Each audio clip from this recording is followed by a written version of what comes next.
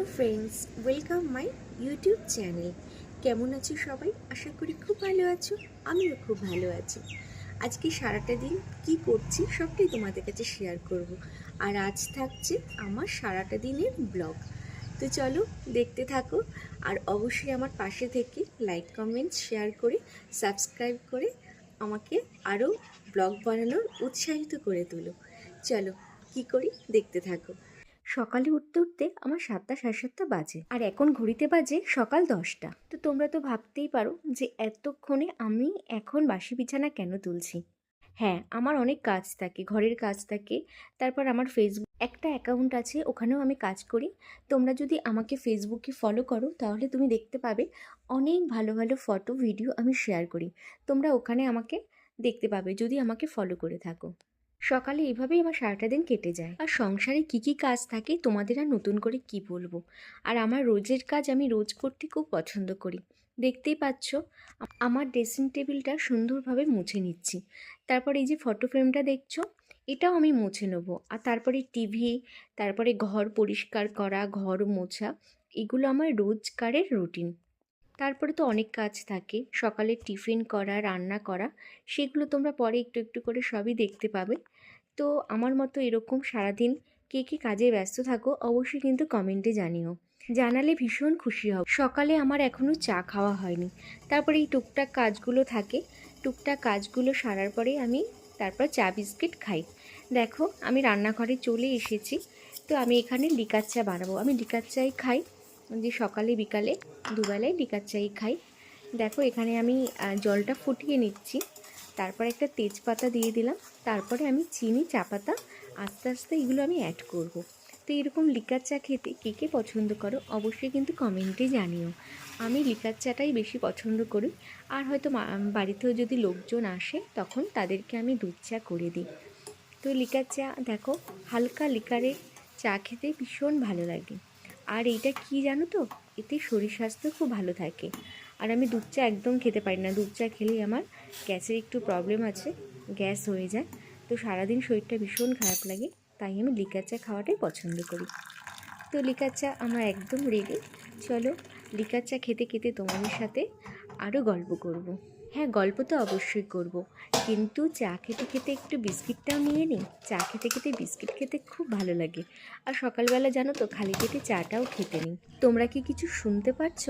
দেখো চায়ের কাপটা হাতে নিয়ে আমি একটু জানলার কাছে দাঁড়িয়েছি। কত সুন্দর পাখির ডাক, বেশ ভালো লাগে শুনতে এই সকালবেলাটা। সকালবেলা ঘুম থেকে উঠে তারপর কাজ তো শুরু করবো। শুরু করার আগে এক কাপ চা হলে মূল্য হয় না। তোমরা কি বলো? আমি লিকার চা খেতে খুব পছন্দ করি।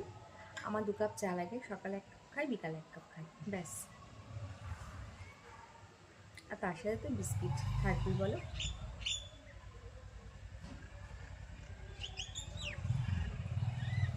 তোমরা শুনতে পাচ্ছ বাইরের পাখির আওয়াজগুলো? কতটা সুন্দর না? সুন্দর কানে বাজছে। তো এখন চা খেয়ে যাবো হচ্ছে টিফিন বানাতে। তো টিফিন খাবো, তো কী টিফিন খাবো সবটাই তোমাদের কাছে শেয়ার করবো। চলো।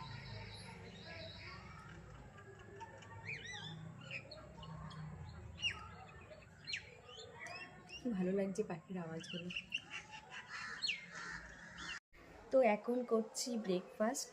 তো দেখো এখানে রয়েছে, কালকে রাতে করেছিলাম হচ্ছে ধোকা, আর হচ্ছে এখন করলাম গরম গরম রুটি। তো রুটির সাথে ধোকা দিয়ে খাবো। ধোকাটা করেছি আমি আলু দিয়ে। তো চলো এখন খাওয়া যাক। তোমরা সবাই টিফিন করেছো নাকি কমেন্টে অবশ্যই জানিও। আমি টিফিনটা করে ডিম সেদ্ধ বসিয়ে এসেছি। তো আজকে আমি করব হাঁসের ডিম দিয়ে আলু দিয়ে ওই মাখা মাখা ঝোল। ঝোলও করতে পারি কিংবা গা মাখা তরকারিও করতে পারি। আর হচ্ছে সিম পাতুরি, এই দুটো আইটেম করব।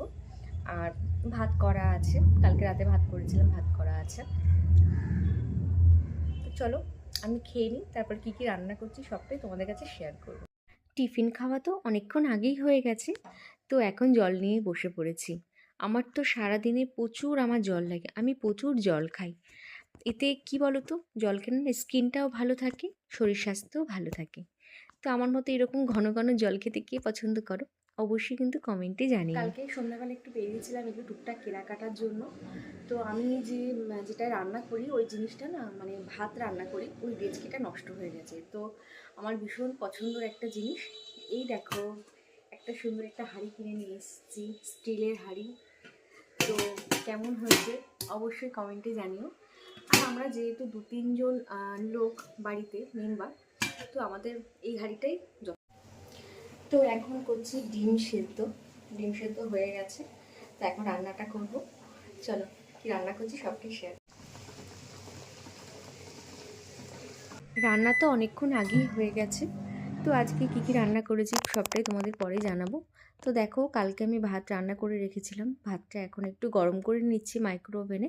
তারপর যাবো স্নান করতে, স্নান করে এসে তারপরে খাবো। দেখো স্নান করে চলে এসেছি। তো অনেক সময় না চুল আমি ভেজাই না, তো সামনেরটা একটু ভেজাই, তারপরে গামছা দিয়ে মুছে নিই। তা প্রত্যেক দিন চুল ভেজানো যায় না, আমার চুলটা লম্বা বলে খুব প্রবলেম হয়। তোমরা জানো, কারোর যদি চুল এরকম লম্বা হয়ে থাকে তোমরা সেটা বুঝতে পারবে।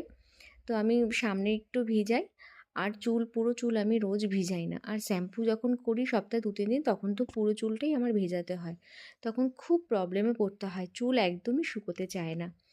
দেখো তারপরে আমি স্নান করে, এটা আমার প্রতিদিনের একটা কাজ, ঠাকুর প্রণাম করা। তো এই কাজটা আমি করি যেখানেই যাই না কেন, বাড়ির বাইরে হোক কিংবা ভিতরে হোক, আমি এই কাজটা করার চেষ্টা করি।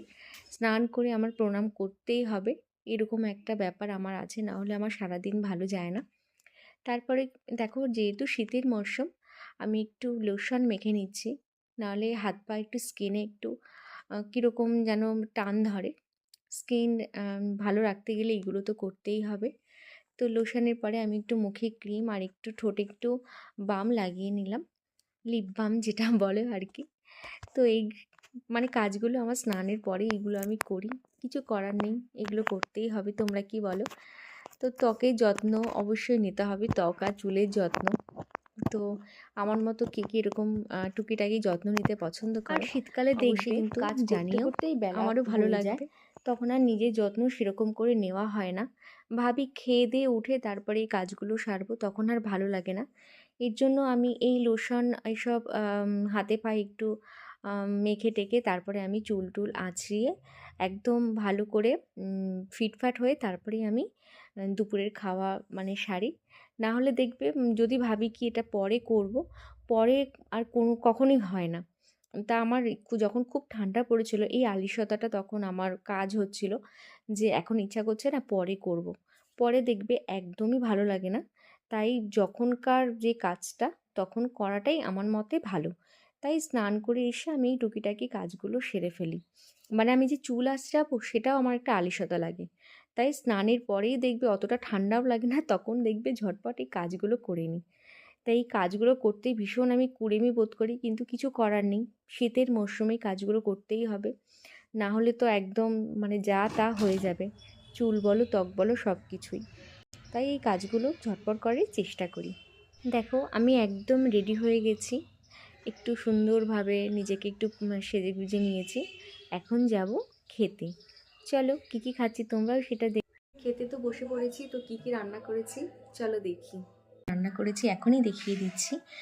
ভাত আর সর্ষে দিয়ে সিম করেছি, আর এখানে আছে হাঁসের ডিমের আলু দিয়ে গা মাখা তরকারি।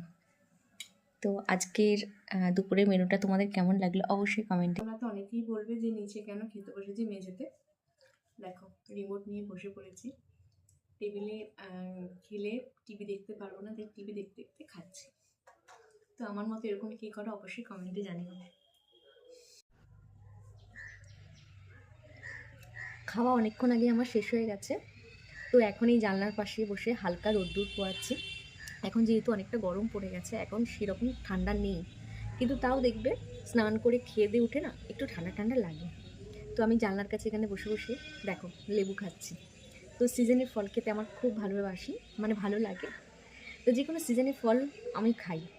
যাই হোক, তো আমার মতো এরকম সিজনের ফল খেতে কী কী পছন্দ করো অবশ্যই কিন্তু কমেন্টে জানিও। আর সারাদিনের আমি যা যা আজকে করেছি সবটাই তো তোমাদের কাছে শেয়ার করলাম। তো কি রান্না করলাম, কি খেলাম, কি করলাম সবটাই। তো আমার এই ছোট্ট মিনি ব্লগটা তোমাদের কেমন লাগলো অবশ্যই কিন্তু কমেন্টে জানিও। আর কমেন্টে জানালে আরও নতুন নতুন ব্লগ করার মনে ইচ্ছেটা আমার জাগবে, এই হচ্ছে ব্যাপার। চলো আজকের মতো এইটুকু, সবাই ভালো থেকো, সুস্থ থেকো, টাটা।